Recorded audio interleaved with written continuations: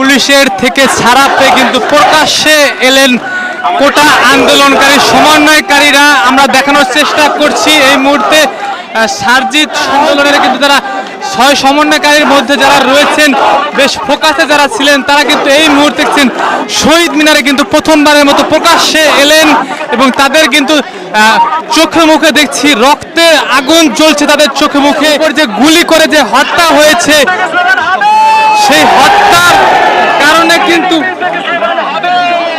তাদের মনে তীব্র ক্ষোভ আমরা যেমনটি দেখিয়েছিলাম